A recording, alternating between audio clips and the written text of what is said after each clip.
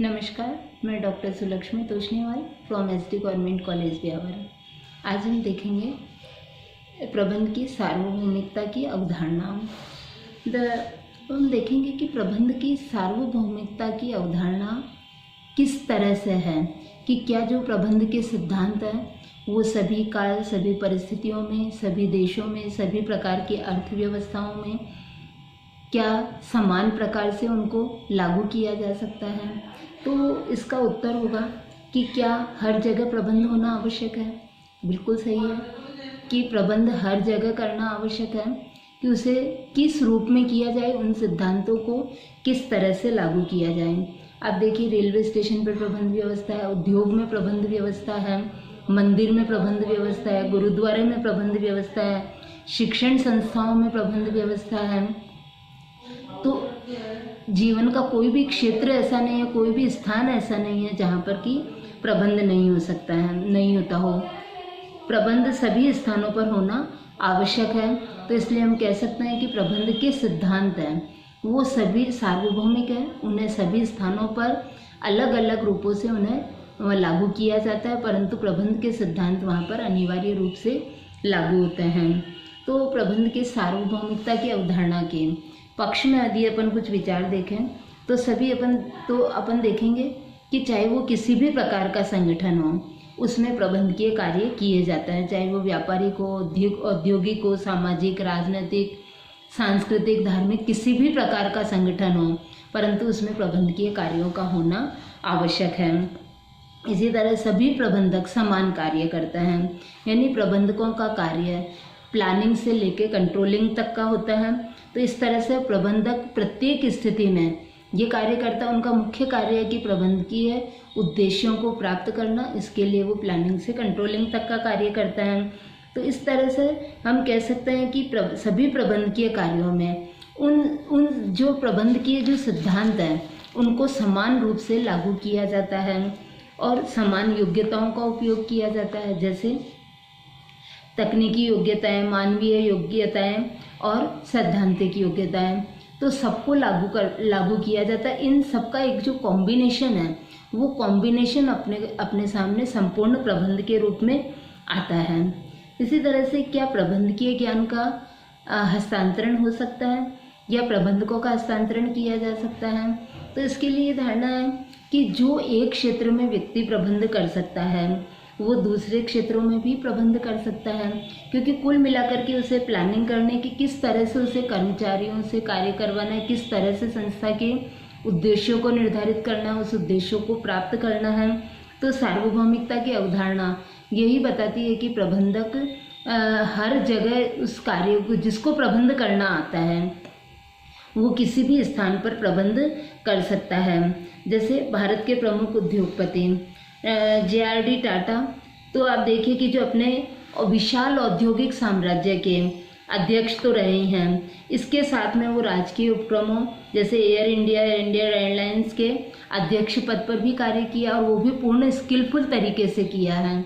तो इस तरह से हम कह सकते हैं कि उन्हें जिसको प्रबंध करना आता है, चाहे उसे किसी भी प्रकार की संस्था का प्रबंध कराया जाए, वो प्रबंध आराम से कर सकता है। और उनको प्रबंध के प्रशिक्षण संस्थाओं में उनको ट्रेनिंग दी जाती है। एज ए प्रोफेशनल वो सभी प्रकार के कार्य कर सकते हैं और सभी देशों में समान प्रबंधकीय सिद्धांत लागू होते हैं।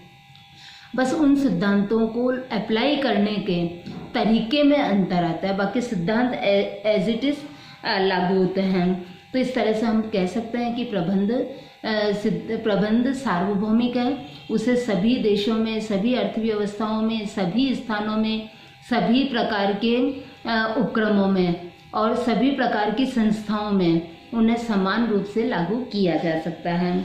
परंतु कुछ विद्वानों के द्वारा इसके विपक्ष में तर्क दिए जाता है कि प्रबंध सार्वभौमिक नहीं है। तो इसमें वो कहते हैं कि सर्वप्रथम उनका तर्क है कि उद्देश्यों की भिन्नता, कि जो प्रबंध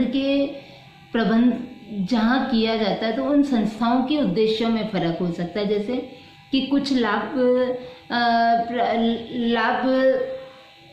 संस्थाएं होती है, तो कुछ संस्थाएं केवल सेवा उद्देश्य वाली होती है, तो जो लाभ उद्देश्य वाली जो संस्था है उसका उद्देश्य अलग रहेगा और सेवा उद्देश्य वाली संस्था का उद्देश्य अलग रहेगा, तो दोनों का प्रबंध करने का तरीका बिल्कुल डिफरेंट रहेगा।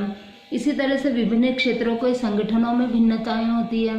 जैसे शिक्षण संस्थाएं, उनका प्रबंध अलग रूप से होएगा, जो धार्मिक संस्थाएं उनका प्रबंध अलग रहेगा। तो इस तरह से उनकी सबकी नियम नीतियां बिल्कुल विभिन्न प्रकार की होएगी, तो उनका प्रबंध अलग तरीके से होएगा। संगठनों के आकार में भिन्नता होती है, कोई संगठन बृहत आकार का होता है तो कोई संगठन बहुत छोटे लेवल का होता है। तो स्मॉल स्केल का जो प्रबंध उपक्रम है तो उसकी प्रबंध व्यवस्था में अंतर आएगा, और जो लार्ज स्केल का प्रबंध है उसका प्रबंध व्यवस्था अलग तरह की रहेगी। इसी तरह से तकनीकी और कार्य की भिन्नता, कोई बिल्कुल टेक्नोलॉजिकल संस्था होती है कि उसमें टेक्नोलॉजी ही मुख्य होती है, तो उस कंडीशन में वहाँ की प्रबंध व्यवस्था भिन्न रहेगी। और जो विकसित राष्ट्र है, विकासशील राष्ट्र है, अविकसित राष्ट्र है, उनकी प्रबंध व्यवस्था अलग तरह की हो सकती है। तो इस तरह से हम कह सकते हैं कि जो आलोचनाएं की गई है वो आलोचनाएं भी बिल्कुल सार्थक है, परंतु जो सार्वभौमिक जो अवधारणा अपने को नज़र आती है कि प्रबंध सार्वभौमिक है, उसके सामने जो ये आलोचनाएं हैं, ये आलोचनाएं अपने को इतनी सत्य प्रतीत नहीं होती है या इतनी उनका आधार महत्वहीन लगता है। तो हम कुल मिलाकर के कह सकते हैं कि ये आलोचनाओं के साथ में भी कि जो प्रबंध के आधारभूत कार्य हैं वो तो सभी संस्थाओं में करने पड़ेंगे, नियोजन से लेकर नियंत्रण तक का कार्य सभी संस्थाओं में करना पड़ेगा, अतः प्रबंध सार्वभौमिक हो गया। इसी तरह से प्रबंध की तकनीक व सिद्धांतों में भेद होता है, परंतु जो लोग प्रबंध करने की टेक्निक है, तो जिसको टेक्निक आती है वो प्रबंध कहीं भी कर सकता है, और प्रबंध के सिद्धांतों में और व्यवहारिकता में भिन्नता होती है। तो सिद्धांत एज इट इज़ है, बस उन सिद्धांतों को लागू करने में अंतर होता है, और ये जो अंतर है ये वहाँ की संस्कृति, वहाँ के वातावरण, वहाँ की राजनीतिक परिस्थितियाँ, वहाँ का प्राकृतिक वातावरण, ये सारा प्रबंध के व्यवहार को प्रभावित करता है। अतः प्रबंध के सिद्धांत व्यर्थ नहीं होता है, बल्कि उनको उन सब के आधार पर उसको वहाँ पर लागू करना होता है। तो इसलिए हम कह सकते हैं कि जो प्रबंध की ज्ञान है, जिसको प्रबंध करना आता है, वो कहीं भी कर सकता है। इस तरह से प्रबंध के सिद्धांत यूनिवर्सल है और प्रबंधकीय कार्य किसी भी कहीं पर भी किया जा सकता है और ये यूनिवर्सल माना जाता है। Thank you.